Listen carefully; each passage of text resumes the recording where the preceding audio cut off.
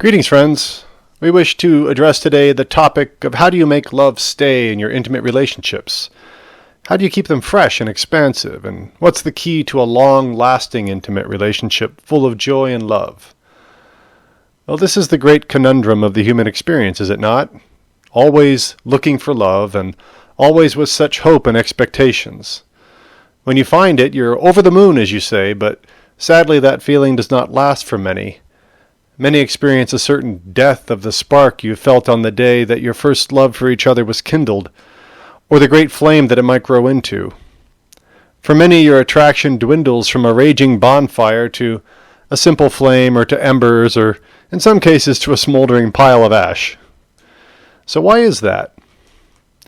Well, it's rather simple, but not necessarily easy from the human perspective. It's simple in that you are talking about the coming together of two like vibrations that have typically contracted with one another prior to incarnating. The contract states that you will seek each other in the physical. Two like vibrations that are in their physiology that are wired to also be opposites enough to attract one another. This is the pull of the masculine and feminine energy. It does not mean male and female. As most of you know, many men have a stronger balance of feminine energy than masculine, and many women have a stronger balance of masculine than feminine. This is by design in these times, but the point is that typically in your intimate relationships, it is the pull of the masculine and feminine energy that attract one to another, like magnets do.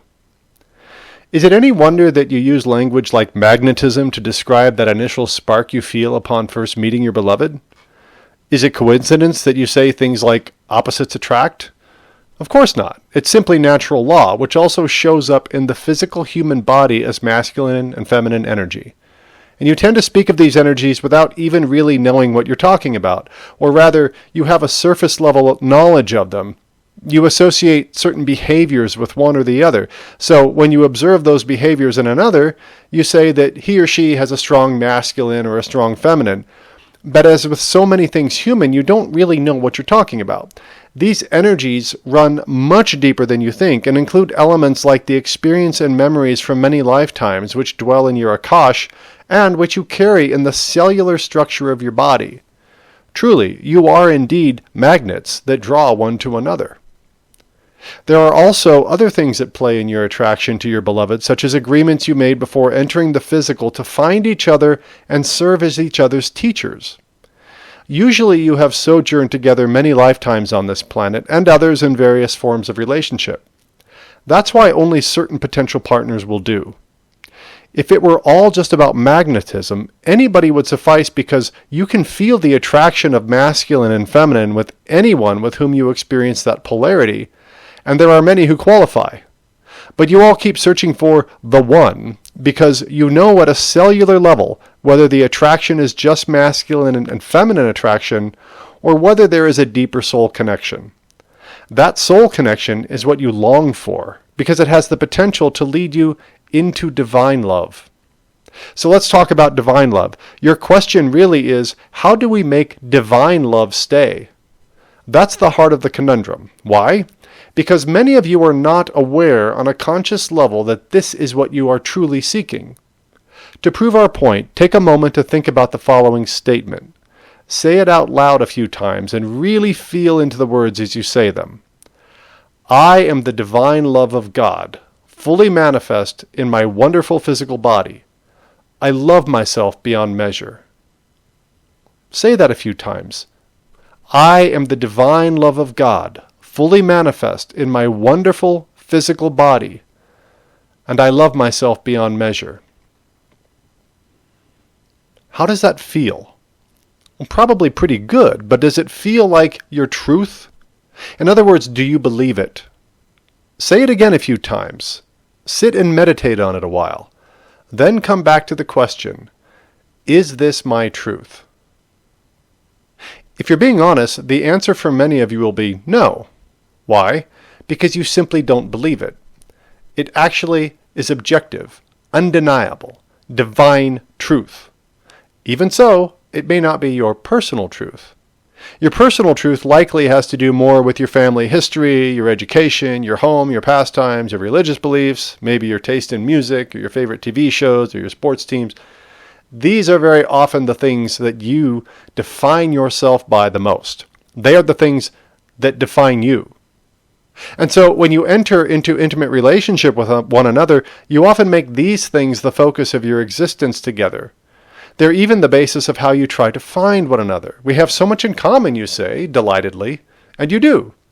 But, and here's the important point, you have much more in common than you even know. You have the divine love of God and a soul connection across the ages. You have a divine contract to be present to each other, once again, to help each other discover the God inside. That's why you are together. That's all any of this is about. The shared interests are part of that because they provide a means for you to connect with each other initially, such as through friends who you know and they think, I bet those two would really hit it off, so they introduce you. Or through careers that bring you onto a collision course at some point, or through an online dating site. All these things are tools that the benevolent universe uses to bring you together, and it could not happen if you didn't like some of the same things or have some similar life experiences. Also, these experiences and interests provide a backdrop to the daily business of living, giving you a means to relate to one another and work the puzzle of life together. But where so many of you run into difficulty is that you then make your relationship primarily about these things. That can last for a while, but for most of you at some point the shared interests will start to become unfulfilling and the flame will start to diminish. This is because you know at the soul level that you have a larger purpose together. Again, that purpose is to help each other discover the God inside. When you know that this is what you agreed to do, but you are not consciously engaged in doing it, that is when your shared interests and objectives become going through the motions, as you say. That's when some of you will start to seek the spark again in another. Others among you will decide to just go through the motions until you die because you made a vow. Now, before we discuss how you help each other discover the God inside, let us point out that not every intimate relationship that results in a shared commitment is intended to be till death do we part. That is a human belief and construct. Many will have more than one committed relationship that represents a soul contract, and that is okay. God does not judge either scenario to be preferable to another. Sometimes you enter into a committed relationship knowing at a soul level that it will not last. That is also by design. Sometimes the ending of a relationship is the catalyst to deeper awakening to who you really are. Sometimes the contract is about being each other's teachers through the ending of the relationship or through a shift in the relationship, such as couples who divorce but both maintain active roles in the children's lives. Many of you still think that if you commit and the relationship ends, that somehow you have failed in the eyes of God, even that you have sinned. Drop that belief, please. That is not how God sees it. You have God-given free will to choose at any time. God does not judge or punish you, especially when you decide to end a relationship that you feel at a soul level no longer serves your growth. So then, as the poets have often asked, how do you make love stay? First, be open to the possibility that it might not stay. Does that surprise you? Of course, when you commit to one another, you aren't thinking, this could end someday. You make the commitment because you feel that it will last forever and you want it to. But if you are basing this belief on anything less than your desire to find the God in you and help your beloved find the God in them, it does have the potential to end. Know that and be okay with it. That does not mean constantly being on the watch for it or worrying about it. It just means putting your awakening to the divine love that you both are first, and all else second. If there comes a time when you can no longer fulfill those roles for each other and somebody else can, then it is for the highest good of all concerned that you move on. Second, amplify divine love in each other all the time by thinking, speaking, and acting in ways that are in alignment with divine love. What does that look like? Number 1, patience. You will do many things differently from your beloved based on your different histories and beliefs. Many have a tendency to get irritated with their beloved because they think, speak, or act in different ways at times. So what? Ask yourself how important that is to you if you really are the divine love of God. Does God care? If not, why should you? Number 2 is compassion. You will both make mistakes. You will both have moments you will regret. You will at times experience lower vibration emotions like fear, anger, judgment, and sadness. When one experiences these emotions, the other may get triggered and respond in kind. Would God do that? No. He or she would say, "Ah, my beloved, you are divine love. That is all I see in you, and you will know it again soon. For now, let me flow more of that to you." In this way, you are amplifying your own vibration and that of your beloved. You are tuning to the frequency of divine love, your true nature. And 3, forgiveness. Whatever it is you are making more important than divine love, let it go. Forgive and move on. Don't keep negativity alive. It is toxic and it will corrode your foundation of love.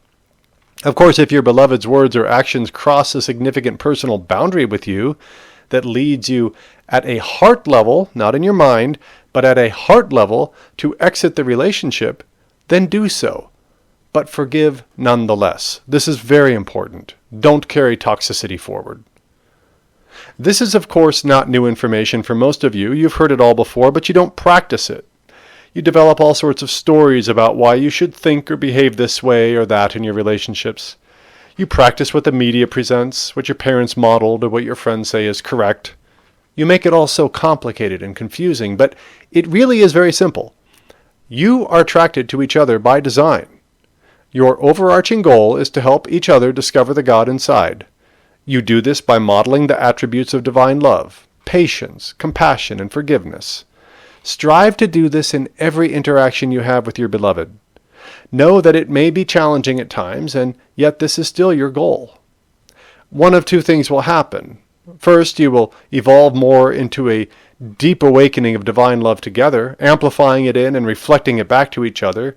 Or second, one of you will evolve beyond the other, and you will find yourself at choice about whether to seek another relationship that is a better vibrational match and more capable of helping you evolve further. If that happens, know that this soul is looking for you too.